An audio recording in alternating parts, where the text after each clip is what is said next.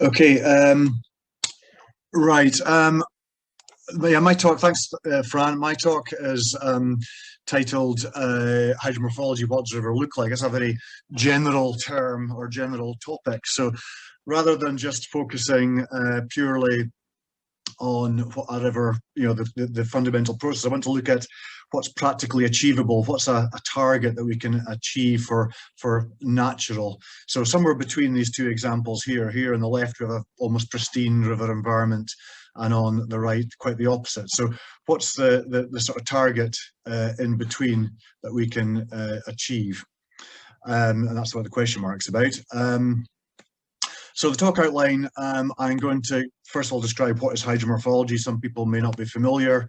Then describe the physical controls in river form. Why does a river look like how it does? And then how do we define a natural river? Introducing the concept of reference state or reference condition. This is the way that we define or quantify natural. And also noting that rivers constantly change. When is natural? Is there a point in time that we can say is natural?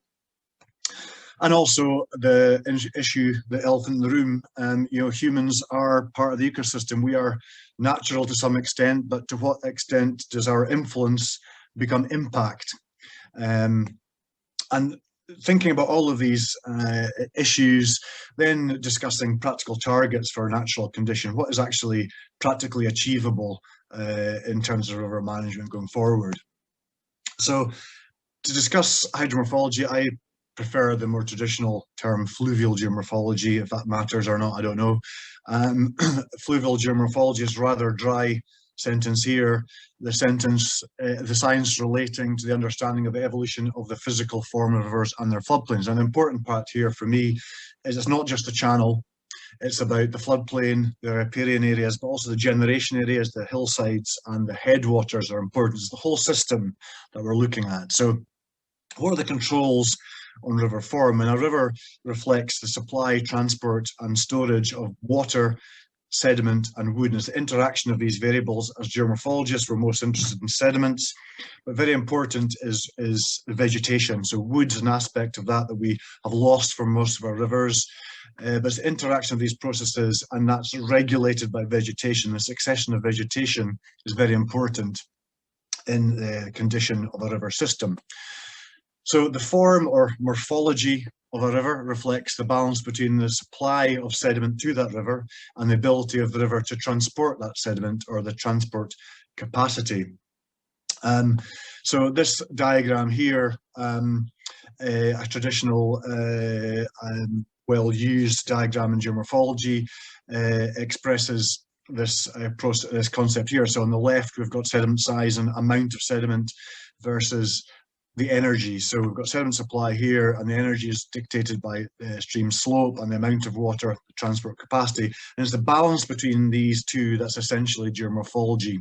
This dictates river form, and through climate change and other changes, this balance changes, and the position of that needle changes over time, and we have a dynamic river environment. So this is a really interesting and useful concept. So transport capacity is quite quantifiable. We can measure river slope and the amount of flow, but sediment supply isn't. It's much more harder to estimate. And we're talking about sediment supply from upstream and local inputs, so tributaries, bank erosion, etc.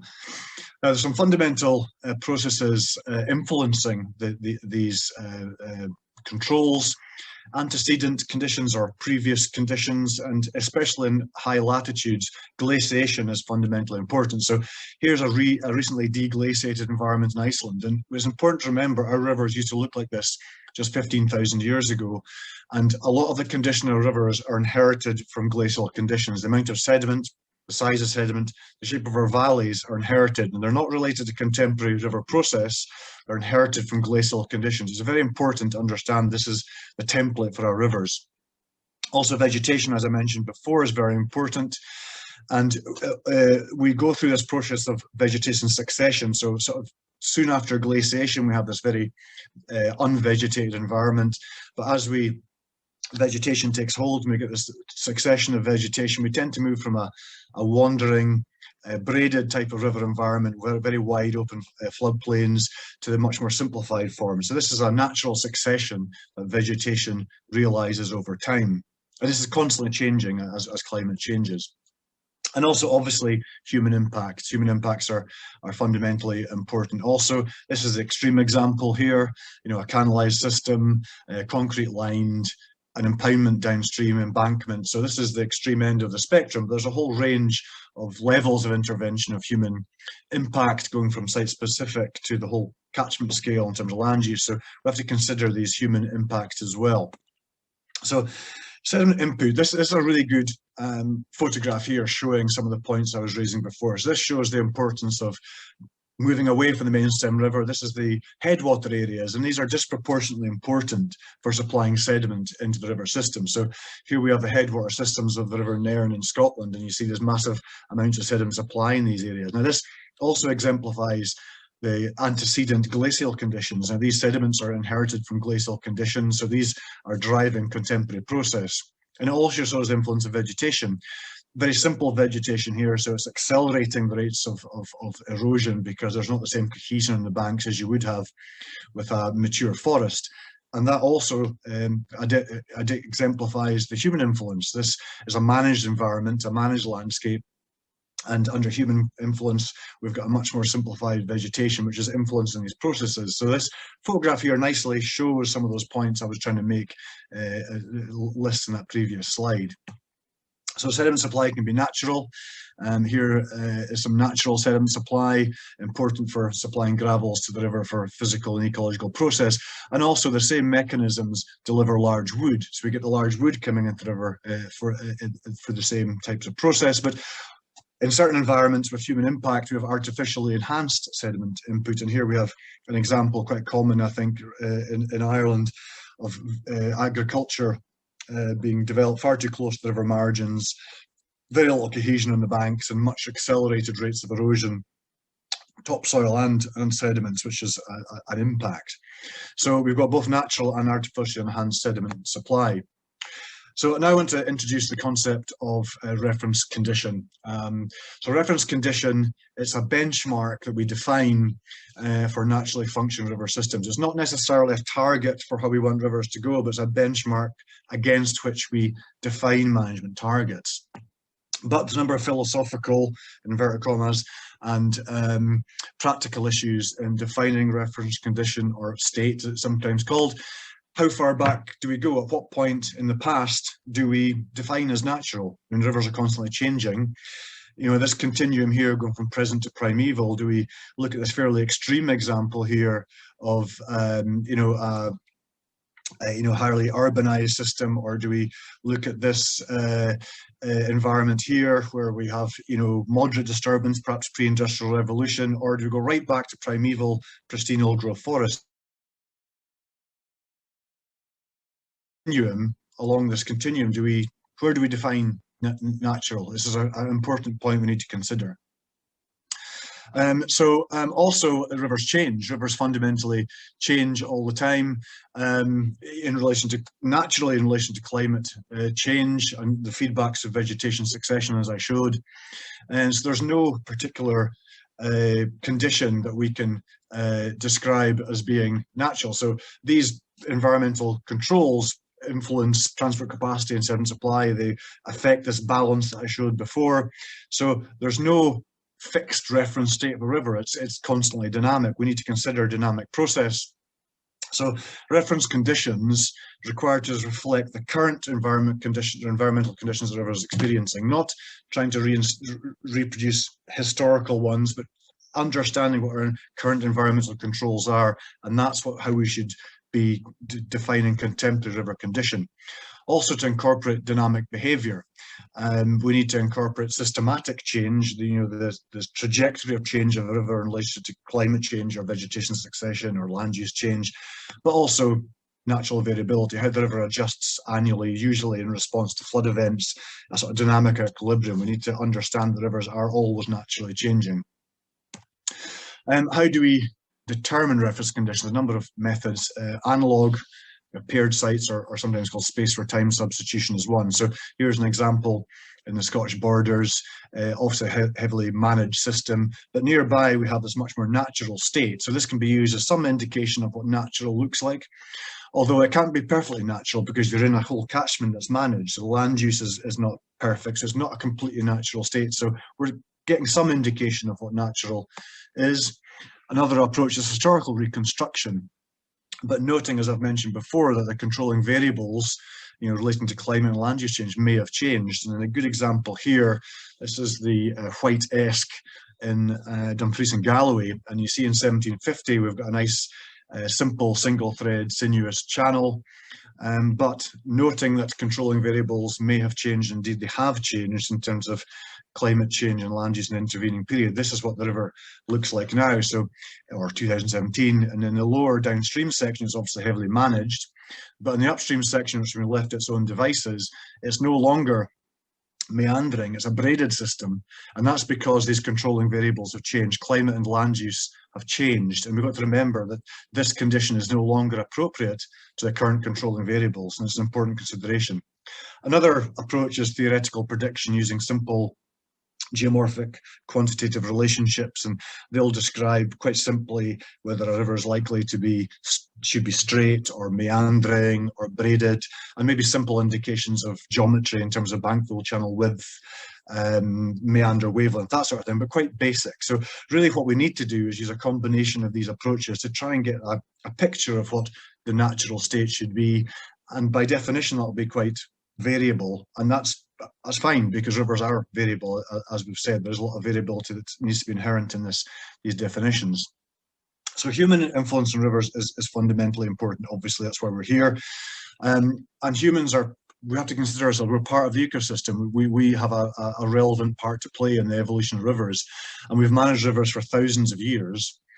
And our ancestors revered the river environment, particularly rivers in the environment, mainly because rivers are essential to their lives. Rivers provide a food source, they were a water supply source. So they implicitly, sustainably harvested and utilized rivers in a way that was appropriate. However, in the last 200 years or so, we've sort of lost this reverence, and we've greatly utilized rivers and impacted river environments, not understanding the implications of that sort of development. So we've directly impacted rivers through engineering, dams, canalization, embankments, and indirectly through climate change and land use change. But now we have a much better modern understanding of ecosystems and how everything's interrelated, how physical processes, ecological processes, and socioeconomic processes are interrelated. So we know now that we really need to return to a more sustainable relationship with rivers. We need to develop a more sustainable relationship and develop an understanding of how we can achieve a condition of rivers that balances all these demands. So this is the final part of my talk here, really a conclusion slide, really. What are the practical targets for natural river condition? And by natural, it's something that's achievable. So I think we can say that the target of a pristine primeval state is unrealistic given levels of population and requirement for use of river environments. So a condition of low, not no human intervention is maybe what we can think of as achievable. Now, this target requires the consideration of sustainable human utilization of the river environment. So not business as usual, but a change in the way that we, our relationship with the river environment, a more sustainable approach, and fundamentally, let the river decide. Let the river decide what is natural. So what I mean by that is, rather than attempting to reproduce the form of the river in the past, we identify what the river used to look like. We don't try and reproduce that. What we try and do is understand how physical processes have been impacted and reinstate those processes. So let the river dictate its form. The river decides what's natural. We don't decide what's natural. Let the river do that by reinstating natural process. And mainly the simplest way we do that is give the river a bit more space, not massive more space, but just a bit more space, remove the constraints from the river, and the river will dictate a much more natural and sustainable character. And if we need to build and intervene, use natural materials much more, use less concrete, less rock, use more biotextiles, large wood, that type of thing. And I'm going to finish off very quickly with some examples of the type of thing I mean, where we can realise a sustainable and functional natural state that balances these demands. So here's the upper River Nairn near Inverness. And so historically, this was a obviously canalised system. It was embanked, and the river had bed had degraded, so it was perched above floodplain, detached from its floodplain, with lots of a very simple physical form, very poor bit of biodiversity, also flood risk problems and agricultural drainage problems. So the idea was to remove this, change this straightened channel into a more natural meandering system, which we developed, which we identified from reference condition assessment. So this is the construction process underway. So we've got this more sinuous channel. We're introducing large wood. So the large wood's being introduced to, it's a catalyst for geomorphic process, kickstarting geomorphic process. And after a number of years, we have this much more natural environment here. So physically, aesthetically, much improved, but also ecologically, but also importantly, allowing much more sustainable agricultural practices. Field drainage is much improved because the river's not perched anymore, and also providing significant natural flood management benefit also. And also, as we've recently been determining, significant carbon storage in some of these areas. There's much better climate resilience. So the final example I'd like to give is the Alt Lorgie, a tribute to the River Spey. So similarly, it was managed in the past, it was embanked, there was material dredged from the channel, it was disconnected from its floodplain, so a very unnatural system. Also agriculture was damaged as a result, or impacted. So the idea was to understand how the process are impacted, to remove the embankments. The sediment which formed the embankments had previously been dredged from the channel, so we put that back into the river upstream to kickstart sediment transfer processes, and in combination with some large wood structures, after time the river reaches this much more sustainable state, and including wet woodland environment, which is very rare in the country. So I would argue that this type of system, which also allows the multiple uses of the river environment, not just physical and ecological benefit, improved agriculture, improves carbon storage, improved opportunity for natural flood management also. So I would imagine, I argue that this is the natural state that we can achieve. It's attainable for the multiple benefits of the river environment, and is an achievable target. It's not something that's just this natural condition that is never going to be achievable. We can do this. It's achievable for multiple benefits. And thanks for your attention. Thank you, Hamish. That was great. Thanks very much. Okay, we'll move on to our next speaker now. Hamish, could you unshare your slide, please? Thanks. Our next speaker is Dan Turner. Dan works with the Rivers Trust. Dan is a project manager for the Rivers Trust, and he leads on the Rye Natural Flood Management Investment Readiness Project, and is also the co-author of the Syria Natural Flood Management Manual as well. So Dan is going to give us a presentation on natural flood management, the potential and the process. Over to you, Dan. Thank you very much. Can you all hear me? Yeah, that's fine. Okay, so I'm Dan from the Rivers Trust. Firstly, thank you very much for being invited here today to talk about natural flood management, or NFM as it's more commonly referred to, and the Weir Catchment NFM Investment Readiness Project. So when writing this presentation, it reminded me of when I was asked to give a presentation by Trish Murphy, who I believe is actually talking tomorrow, at a community event for Inishwen Rivers Trust. And it feels like a long time ago, but looking at my diary, it was only in 2018. At the time, it felt like we were fairly early on in our journey with NFM, but it actually made me realise how far we've come in our thinking and our approach since then. NFM has been mainstreamed in the UK and adopted as a legitimate approach to reducing downstream flood risk. And we are now looking at how we can finance the delivery of NFM at scale in the UK. So today I'm going to give you a very quick overview of NFM. Then the majority of the time I'll talk about the Weir Catchment Investment Readiness Project. So what is NFM? Well, I like this definition by JBA, and it's all about working with natural processes which can reduce flood risk. This involves taking action to manage fluvial and coastal flood risk by protecting, restoring, emulating the natural regulating function of catchments, rivers, floodplains, and coasts. So when we talk about NFM, we are essentially talking about increasing catchment roughness to help intercept, store, and slow water. So when we talk about intercepting water, that's things like tree planting, improving soil health, re-wetting peat. Storing water can be done through things like earth bunds, ponds and scrapes, river restoration and floodplain management. And slowing water can be achieved through things like banked hedgerows, buffer strips and leaky dams. So why NFM? Well, we know NFM alone will not prevent flooding, but it is just one of the many tools we can use to reduce downstream flood risk and increase catchment resilience. Academic research demonstrates that NFM has the potential to reduce peak flow by between 5 and 15%, depending on the catchment. But we also know that NFM delivers several other benefits. So helping with nature recovery of our catchments, sequestering carbon, increasing biodiversity and habitat connectivity. But it can also be a diversification of income streams for farmers and can help create green jobs. So today I'm mainly going to talk about the Weir Catchment NFM Investment Readiness Project. The Weir is located in Lancashire in northwest of England, which drains from the Forest of Bowland.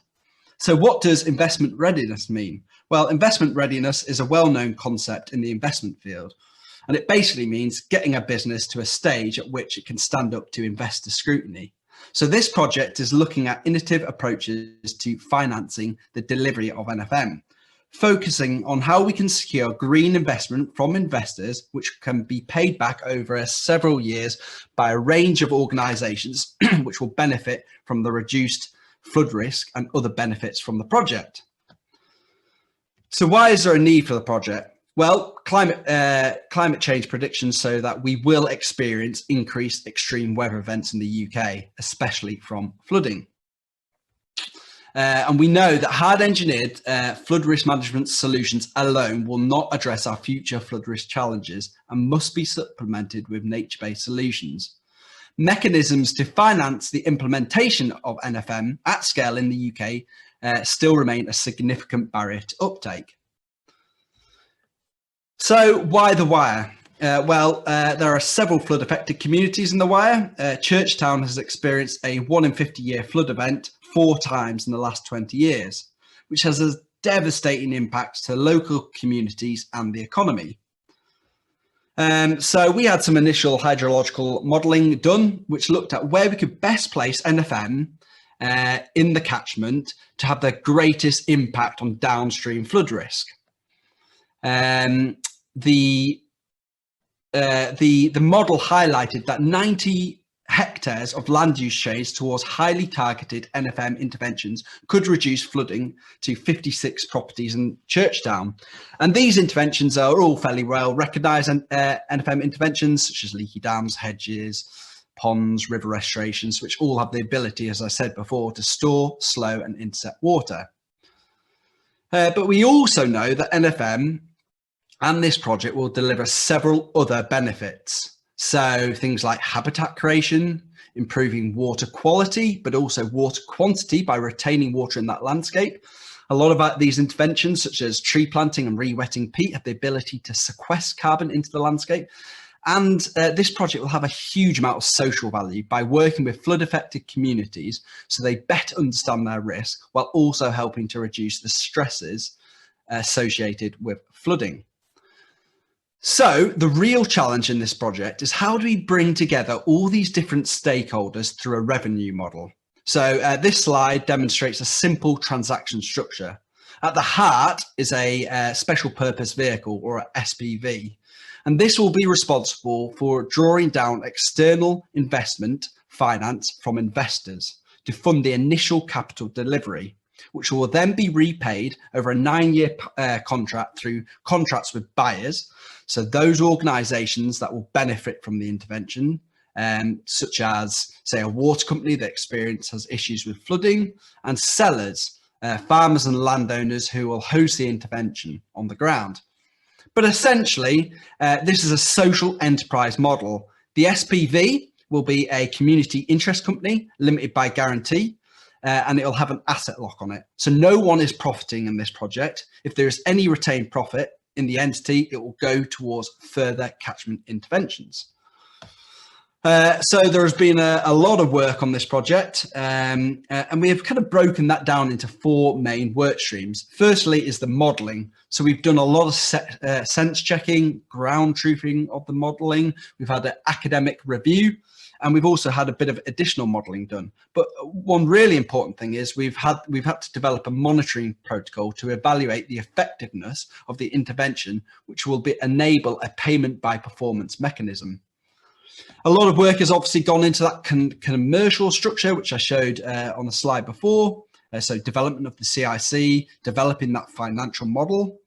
But we've also created a very interesting interactive dashboard, which buyers, sellers, investors and the local community will be able to engage with the project in real time.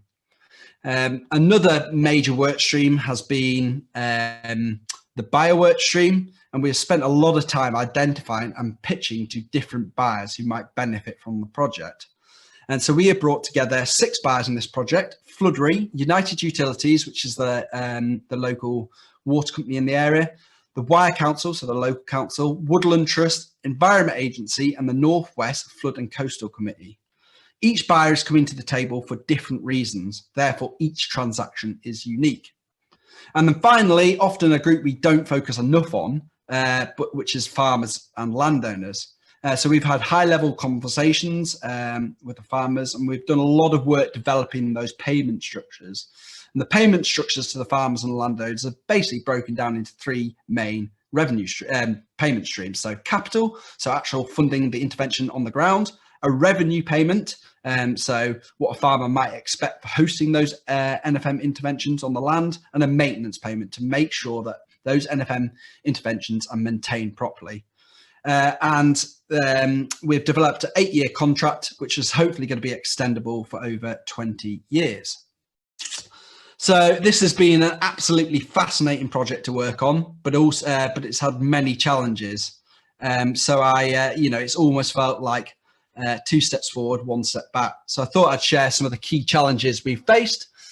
Firstly, and very simply, is how do we deliver a catchment scale place-based NFM project on the ground? These are highly targeted NFM interventions, and they've got to be in certain places in the catchment.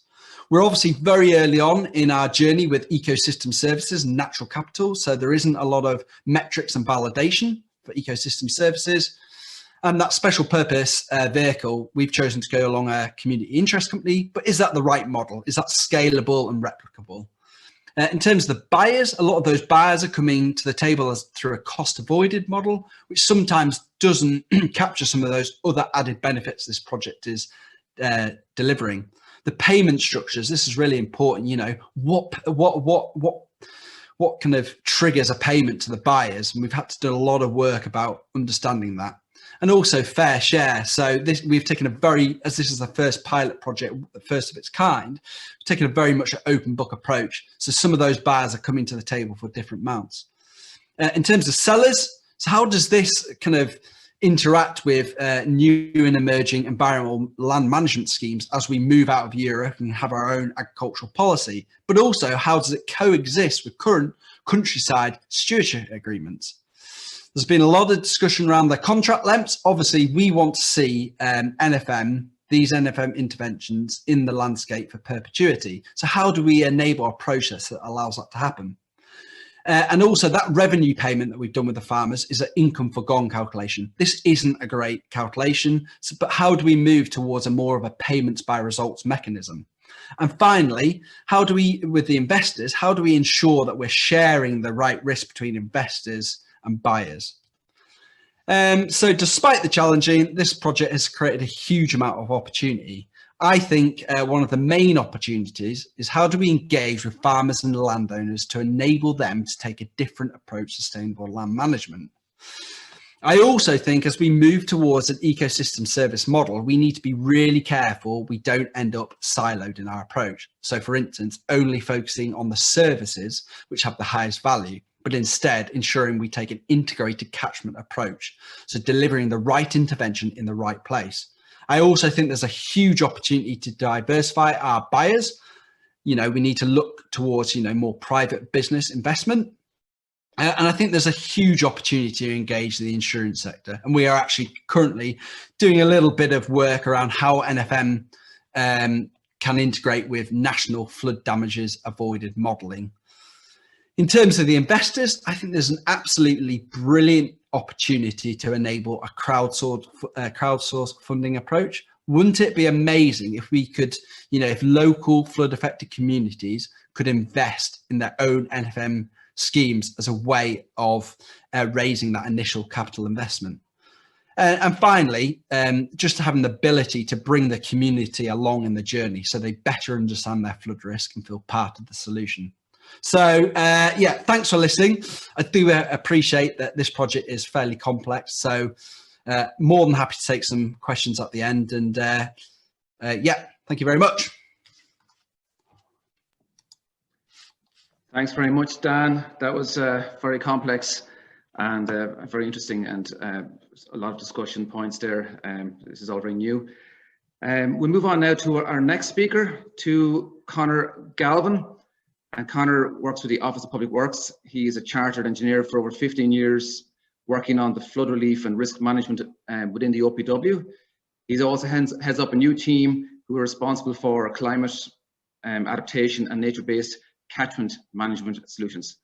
And his presentation is entitled The Irish Context for Natural Flood Management. Over to you, Conor. Thanks, Fran. Right, sorry, now I'm trying to share my screen and share my presentation. Take your time, no problem.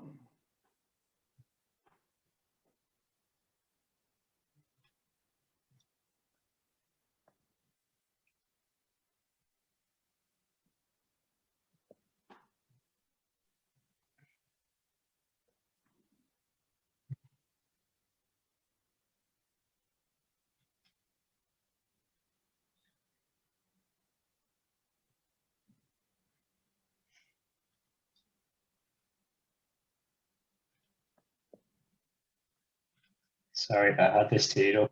No, you're okay. Yeah. Well, you're getting sorted. Dan, are you still there? Dan, can you hear me? Yeah. Dan, can I ask you a quick question? Just came in on the question there.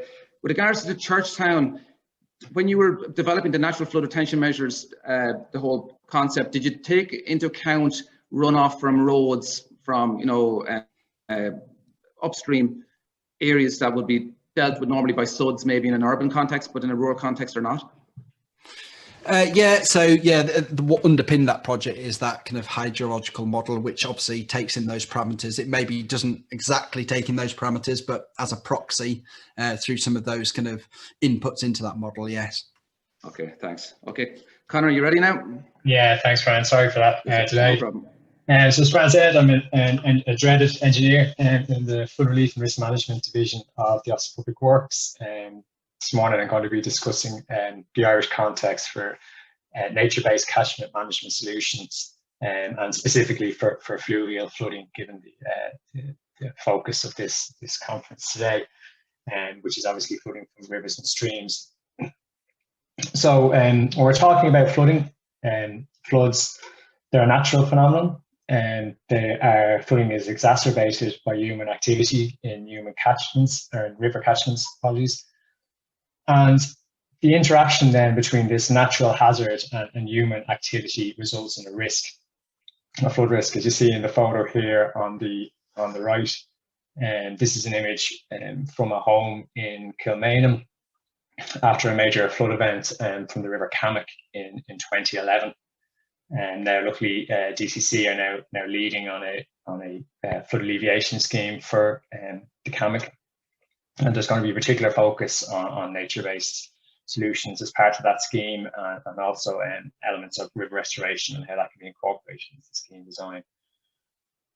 So in terms of flood risk impacts, As of 2017, the Office of Emergency Planning carried out a national risk assessment, and they found that flooding was the most significant risk facing Ireland.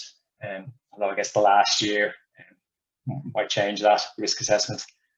And then when we look across the European Union, between the period of 1998 and 2009, of the 213 major flood events that occurred, we had over 1,000 fatalities and 52 billion euros worth of recorded losses. Beyond those economic factors, it's also been demonstrated that flood events represent a long-term threat to mental health. I know that personally from speaking to people who are in flood risk areas and whose homes have flooded multiple times. It does have major impacts on their quality of life, and the anxiety levels that they have even during major rainfall events. I think also anyone who's followed the news over the last weekend will have seen that the impacts that major flood events have had in New South Wales in Australia. So that's the existing risk, but beyond the existing risk, obviously we're living in a changed climate, and climate change is continuing apace, and this means that we're going to have an increase in precipitation. Met Éireann are estimating wetter winters with a 20% increase in precipitation. And obviously this increased rainfall is going to result in extreme fluvial flood events becoming more frequent. So what was previously a rare extreme event will happen more often. So I think we need to reiterate a point I think that Dan made earlier, that nature-based catchment management solutions can't do it all, but with considering the existing risk and the increasing risk, I think we need to use all the tools available to us to manage this. So what is the Irish State doing to manage flood risk? Well, in 2018, we completed the National CFAM programme, and that looked at 300 communities across the country that was deemed to have significant risk. And the outcome of that programme was a series of plans. There were 29 plans, river basin district scale, and we produced 40,000 maps across the country detailing what the flood hazards were. And the plans have set out, potentially viable flood schemes that can protect 95% of the homes that were found to be at risk within those areas of significant risk. So as I said, these plans, they set out the whole long-term strategy, whole of government long-term strategy for flood risk management in each of the river basins. So what do the plans say about nature-based catchment management solutions? Well, they say that the OPW will work with the EPA, local authorities and others at the project and catchment level to identify nature-based catchment management solutions that can achieve multiple benefits. And when we're talking about nature-based catchment management solutions, what are we talking about? Well, we're talking about measures that aim to protect water resources, reduce flood risk by restoring or maintaining ecosystems, natural features, characteristics of water bodies, using natural means and processes. So not the exact same definition that Dan's from JBA, but very similar. Again, this is a repeat of an image that you've seen in Dan's presentation. It's taken from the UK Environment Agency's Working with Natural Processes, and it displays a range of nature-based catchment management solutions that can be applied at different locations throughout the catchment. I won't run through each of them all, but I think it's important again to note that this is about putting the right intervention in the right place. And here in the upper reaches, you see measures such as catchment woodlands, drainage management, leaky barriers. And as we move down into the mid-reaches, we see offline storage, floodplain and wetland restoration. So these are the types of measures that we're talking about. In terms of where we are now, we know that these are effective for small catchments and frequent floods. That has been demonstrated. And when we talk about small catchments, we're talking circa 10 kilometers squared.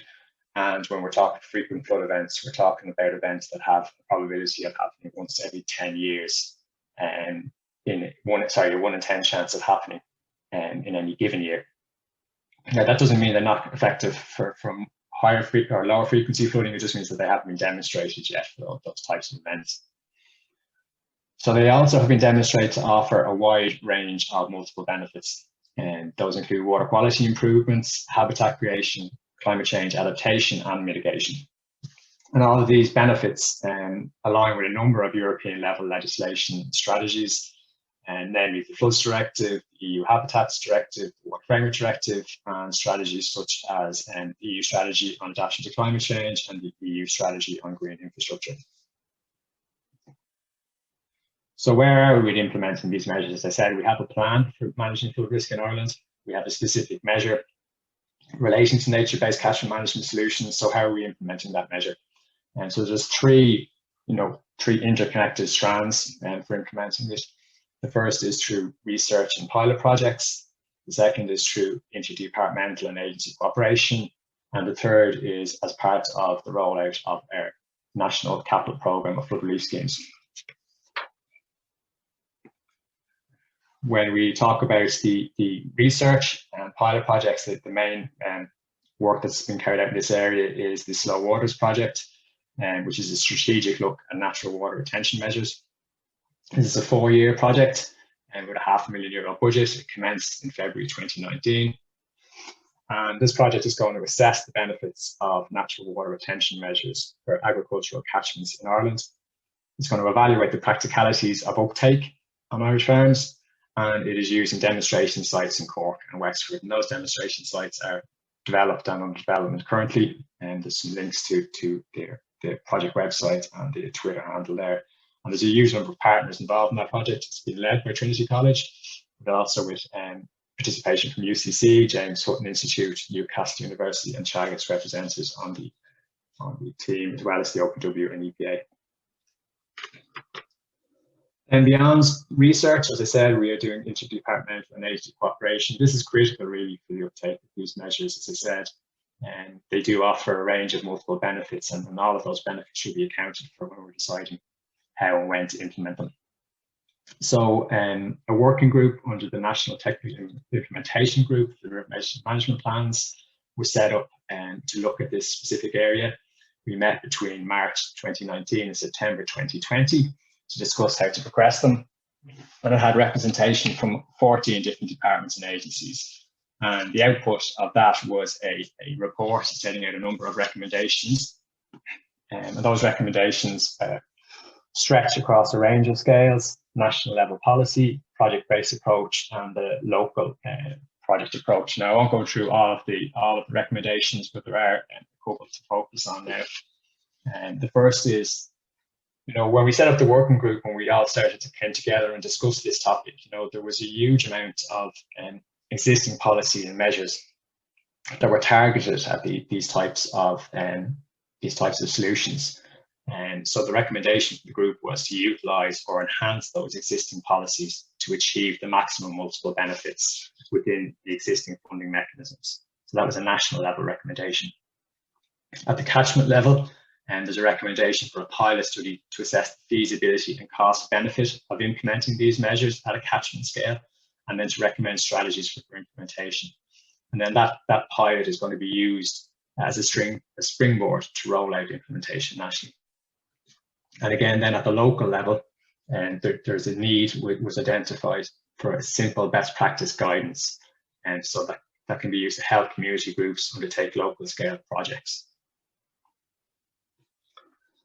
And you may have noticed during the course of my talk today, I've interlinked between nature-based catchment management solutions and natural water retention measures. Natural water retention measures was the terminology we were previously using in Ireland, but the group felt that didn't fully reflect what these measures are about, and the decision was made to promote the term nature-based catchment management solutions. That's the term I'm using from now on. So as I mentioned earlier, the OPW have produced flood risk management plans, and those plans identify 118 potentially viable flood relief schemes to reduce risk to communities in Ireland. And as of 2019, the project briefs for those schemes include a specific requirement with respect to nature-based catchment management solutions. And it states that those solutions need to be assessed during the option development stage, so that's pre-planning stage. And the first part of that assessment is to produce opportunity maps, which identify areas within catchment that there is potential for runoff reduction, floodplain storage and sediment management. For now, we're mirroring the approach used by cBEC in developing these maps. Now, these are high-level maps, and they're not site-specific, and they shouldn't be viewed as the be-all and end-all. They're a starting point for these assessments, and they're based on readily available data, so slope, land cover, soil type, average annual rainfall.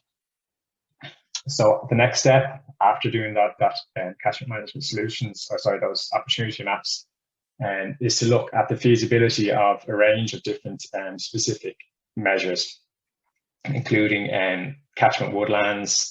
So these are the measures that we're asking the consultants to consider as part of all our flood alleviation schemes, and they fall into categorizations of woodland creation, land management, or river and floodplain restoration. So we've asked them to do a feasibility assessment. That assessment should include assessments of their cost, delivery routes, and the potential to reduce flood risk, not just in the study area, but also in the scheme area as a whole. So, sorry, the scheme area is the community in itself, and the study area would be the catchment upstream. We're also looking at how they can mitigate against climate change impacts, and also to mitigate against the environmental impacts of the preferred option for the scheme. And also we want them to assess how they can meet other objectives, so water quality, habitat creation, climate regulation, provision of amenity. At this stage, we haven't had any feasibility assessments completed, and we are at the stage where we have 4 draft maps. These maps, the opportunity maps, have been produced for 4 schemes, but they're at a draft stage, so it's displayed them here today. So, you know, after that feasibility assessment, we've stated in our brief that where is it feasible for nature-based catchment management solutions to contribute to flood reduction in the scheme area, or to contribute to the mitigation of the environmental impact of the schemes, the consultants shall develop these measures as part of the scheme. So we want them to be brought forward as part of the scheme where they can be shown to reduce flooding in the scheme area. And an issue that we found at CFRAM stage was that the standard of protection in Ireland, which is typically a 1 in 100 year flood event, ruled out a lot of these types of measures for assessment. So we have stated that the scheme may include nature-based catchment management solutions that do not provide the protection to the full required standard of protection, but that may reduce the scale of structural protection works required as part of the scheme. So basically we're lowering the bar for these types of measures to be included as part of the scheme development.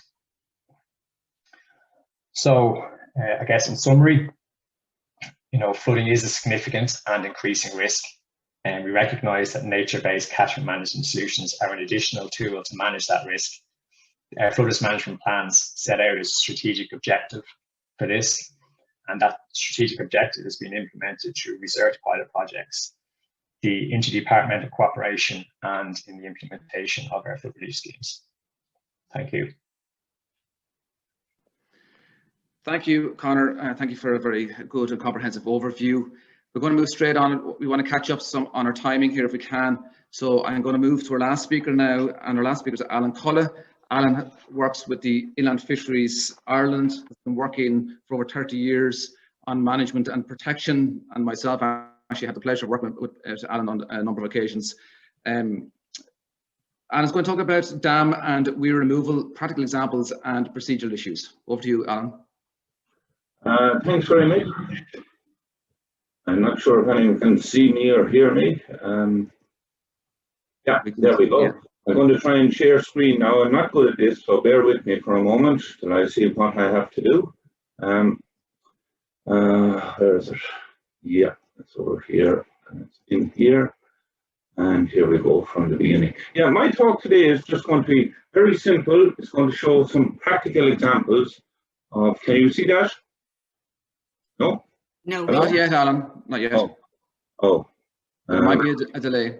There might be a delay. I'm told there might be a delay because some of my photographs are quite large. Tell me when you can see this in case I'm doing something wrong at my end. Anything up at the moment? No? No. Oh, God. Have you pressed share screen at the bottom? Share screen. I'll share screen. Yeah. And this one? Now we're, yes. Now, you have me now. Lovely, thank you. Yeah, so Fran asked me to do this, and thank you very much, Fran. And I'll tell you, so far it's been absolutely brilliant. So hopefully, I'm going to tie some of what we've heard already together, particularly from Hamish with geomorphology and some other people who have spoken already.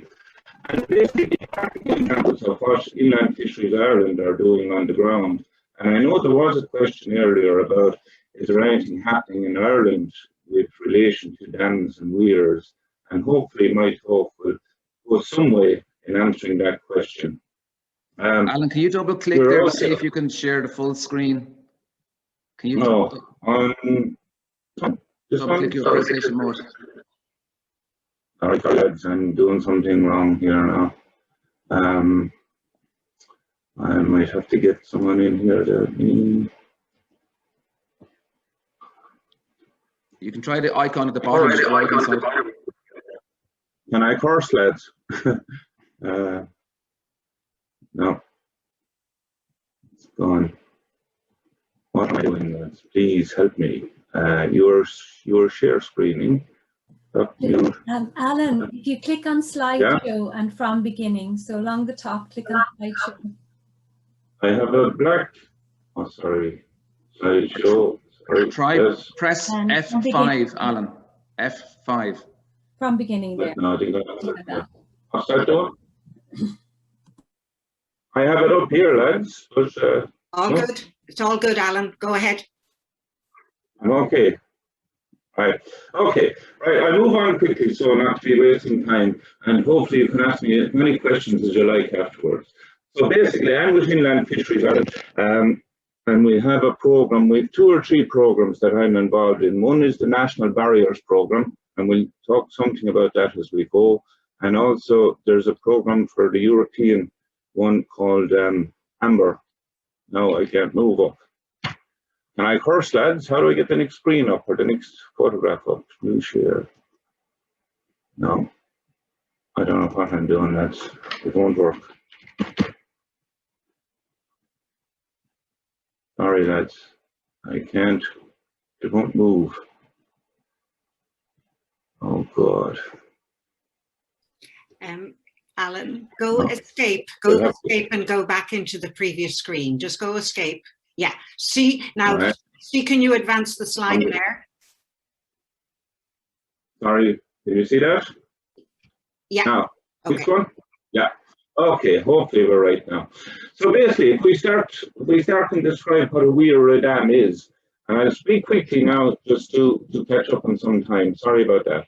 If we read this slide here if we read from the right, the top screen shows there's no dam. It's basically a natural river. The drawing might be the best, but it's basically a natural river. And as Hamish said, that we have gravels, we have deposition, we have fish movement up and down. Second one, starting from the right again, there's our big dam. Somebody constructed, good idea at the time, I'm sure. But what it does is it impounds all the sediment here. Fish can't get over it. Water temperature here is affected, and the whole ecosystem is affected. Now, what we're going to try and do is put this river back to its natural condition up here by removing this dam, right? That's basically, and that should incorporate all that we have tried to do and all the other speakers have been talking about. Just to give you some examples of the work we're doing, this is Conor Weir down on the River Blackwater, and it's probably easy to see that not many fish would get up over that today. There are weirs in the country that basically will never come out, right? Such as Ardnacrusha Weir, but we're dealing today with very small ones because I want to get the message across that this is not impossible. So this weir is the water intake weir for Waterford City. Basically, the water is taken in upstream of the weir. That's a big pond up here. The water goes into this wall here, into a pipe and off to the treatment plant. So we can't really take it out, but we could improve fish passage at it and try and connect and reconnect, as Mary Kelly Quinn, I'm sure we'll talk about later, fish species traveling upstream and downstream and sediment coming downstream. Reconnect that. This is just one of the other barriers that we're talking about. This is a road barrier in County Carlow. We have plans to remove this barrier and replace it with a clear span bridge, again to try and reconnect upstream with downstream so fish can move up and down. There's actually pearl mussel downstream of this bridge here, so hopefully it's a bit of a problem during the construction stage, but hopefully we'll be able to handle the pearl mussel, and when the job is completed and we have more salmon and trout and fish moving upstream and downstream, it'll also increase the pearl mussel habitat upstream. This is one I just said I'd put in because I knew lots of people would be talking today about woody debris and natural processes and flooding, and I'm sure lots of the previous speakers will love this one. I get calls about these type of things every year from landowners, householders, farmers. It's probably a natural process, but if you're living in the house beside it, you would want to take it out. I heard earlier about the beavers, and I know this isn't a beaver dam, but is it a dam? Does it come out? Should we be taking these things out? As I said, if you're the farmer living beside it, you'd want it out. But from a natural point of view, is it natural? I'll leave that up to you guys. This is another weir I'm working on at the moment. It's about 2 meters mass concrete structure. It has no functional purpose that I can find. I'm just having trouble finding who owns it so that I could possibly take it out. Fish passes and fish barriers and weirs. As I said earlier, within Inland Fisheries Ireland, we have what is called the National Barriers Programme, and we have a group of people working constantly with other organisations like Waterways Ireland, the National Roads Authority, local authorities, everyone that interacts with a river. And what they have done with GIS and using all sorts of smart technology, they have identified up to 72,000 possible interferences with rivers and catchments in Ireland. Obviously, they're probably not going to be all barriers because lots of bridges aren't barriers, but they have 72,000 possible barriers. To date, we have surveyed about 21,000 of those, and we have found that 5,000, almost 5,000. I know it says 4,753 here, but approximately 5,000 are barriers. So we have a bit of a job ahead of us to take out all those barriers or alleviate the barrier. We probably can't take them out. Legislation with regards to weirs and barriers is covered by the Irish law, which is the Fisheries Act, the Habitat Act, European Water, Arterial Drainage Act, and the Planning and Development Act. Now that one is really coming into play, particularly in relation to the Habitats Directive, because Inland Fisheries Ireland and probably some other bodies like the OPW were exempt from planning up to 2000. So to go for plan, now we're not. So we have to go for planning for most, I won't say all, but for most of our weirs and barriers and work that we do, we have to go for planning. And to get a planning application through, we have to do exactly what all the other speakers were talking about. I won't go through all of these, but topographical surveys are there, the appropriate assessment, NIS, architecture is a big one, hydrology, geomorphology there is in there for Hamish, flood studies from the OPW, pearl mussel surveys, electrofishing surveys from ourselves. So before we do anything on any weir, we will have up to 15 different surveys to conduct for the planners and basically prove that what we're doing is not going to do any damage to any other section of the river or the community. This is just an example. What I wanted to show you here is what some of these old weirs, and again, I said earlier, we're going to talk about the low weirs. We are working on Ardna, Crusha, and all the big ESB stations as well, but today we're just going to deal with these smaller ones that people may be interested in doing themselves. This was done in conjunction with a local community, and the weir was basically like all of these weirs. It's just made up of cut stone with gravel in the middle. You basically very easily take it out, and I'll come to that in a moment. But you'll see the swans there on the bottom, and the cygnets, and there's ducks up here. These things here were actually put in by the local community for bird nesting. but I'm interested in the weir. So you can imagine this weir was 2 meters high, and now it's, so the water upstream of the weir was 2 meters. Now it's about 300 centimeters, or sorry, 30 centimeters. This is another example, and this is again, going back to what Hamish was talking about with geomorphology. This is a weir, again, basically constructed of stone, and this is upstream, on the left of the photograph of upstream, and you'll see the amount of sediment and gravels and things that were accumulating here.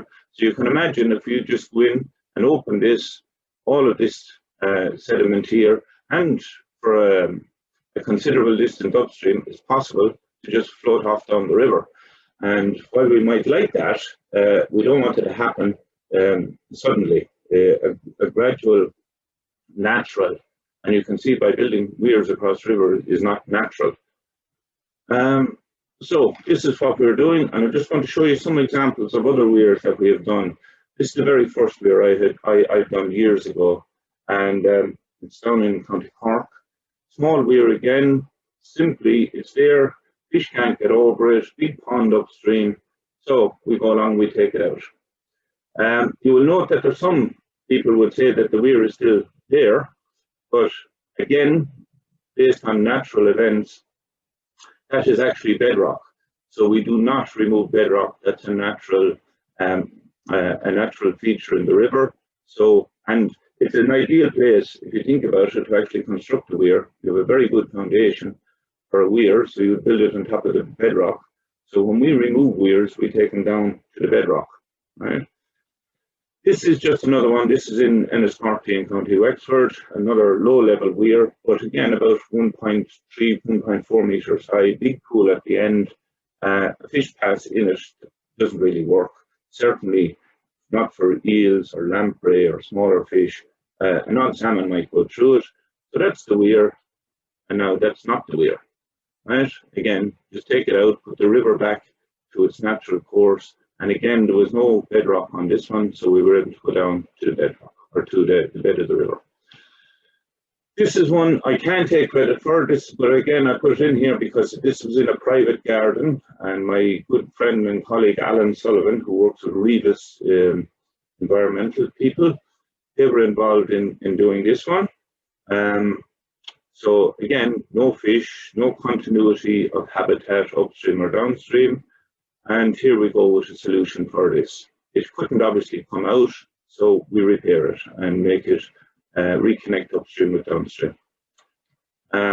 This is one of the examples I'm using, and as I say, Mary Kelly Quinn from UC, he may be talking about this one earlier. So just to give you a taste of what we do, this is a weir, or a ford actually. The landowner, this is the same place. The landowner owns the land on both sides, and over the years he wanted to cross with his tractors and machinery, so he constructed this here using concrete slabs and rocks and everything, and put a layer of concrete on top of it, and obviously no fish whatsoever could get up there. So our task was to remove it, right, or the plan was to remove it. So how do we remove it? Simple enough. Don't worry about the powerhouse in this drawing. I just grabbed this quickly from another talk. So basically, our river is coming down here, and we take them out basically the same way as they went in. We dig a bypass channel around here, right? Put all the river through that, and then we're working in the dry in here. Okay. So if we see that, this is me standing on the old wall or the old roadway, and we're looking upstream. We dry up the river. If we look at the top of the picture there, we have the river blocked there, and we put the river down here, so it's going off around us. So I'm going to electrofish that and take every fish out of it, and then it'll be pumped out and run dry. This is the bridge under construction. What I want to show you here is that the base of the bridge, the base of the new bridge, is actually a ½ meter below the bed of the river. This is the bed of the river, or will be the finished bed of the river. The base of the concrete underneath it is a ½ meter below, which is standard for design of bridges at the moment. And this is the finished job. So we're gone from our weir to an open channel with a bridge or at the farmer to cross. And if the fish are coming up here, they have a ½ metre of gravel underneath the bridge here to spawn in. That's on the Donard Ford. This is just another example. It's just another weir. I won't waste too much time on this one. It's just another weir with a rock ramp. And you will see that most of the weirs we're looking at here are years old. So what we do in this one, because we can't, I'll just go back one there, we can't go around with a bypass channel on either side of this. So what we have to do is actually block the river itself using large sandbags and so forth. And the point I'm trying to get here is it would be very easy with my friend in the digger there, or the excavator, to dig out that weir. But if we do that, all the gravel and the sediments will probably come all down the river. So the real point I want to do here is that when we're doing this type of thing, I see you, Fran, I'll hurry up, is to do it very slowly. The guy in the digger only works 1 hour a day, right? He will take off a couple of rocks, let out some water, come back the next day, another couple of rocks, more water. It took about 2 weeks to take down that. So your machine, you're paying for the machine, but he's working 1 hour a day. More examples. Again, to increase with road crossings and things like that, to increase connectivity, we construct these what are termed rock ramps or steps so that fish can get over it. Rather than jumping a metre high, we can put in 5 or 6 steps at usually 100. This is Hanover. We're in Carlow town. We were not allowed to take this out again due to flooding concerns, because we would probably flood Carlow if we took out the weir. But that doesn't mean we couldn't improve fish passage at it. That is the weir from another angle. So it's about 1.4, 1.5 metres high. Can't be removed because of flooding, but we ended up putting in, again, our steps or our rock ramp fish pass. We lowered the weir at a section to get a concentrated flow. And the section here, you'll see the part of the weir here is dry and will only come into play during flood events. So again, we're not flooding Carlow, but we're holding back the flood for a time. And so that's how we do that. And if we look at that from another angle, this is it here, looking upstream. That's the size of the river. And you will notice again that most weirs are a lot longer than the width of the river. So we only need to deal with the width of the river here for low flow conditions. And this is our rock ramp fish pass. You will notice in all of these walls then, there are gaps in them. So smaller fish, eels, lamprey can move up through here. These ones are over here. So they meander up through here and over here and so forth, all the way up along. So that's basically how we're trying to improve weirs, trying to improve fish passage, trying to take out weirs. And as I say, we have a lot of work to do. That's just in the background there, it's Kilkenny Weir. It's one of the first rock ramps we done with our friends from Germany. And this is kind of standard, I should have said that as well. This type of fish pass is standard in Germany, England, Wales. We give, and as I say, parts of AMBER, which is what we're involved in, is the adaptive management of barriers in European rivers. So we do a lot of work with our European partners, and we're also involved with World Fish Migration Day and the world body that looks after weirs and dams. So we don't go around blowing up the big ones, but we do a lot of work on the small ones.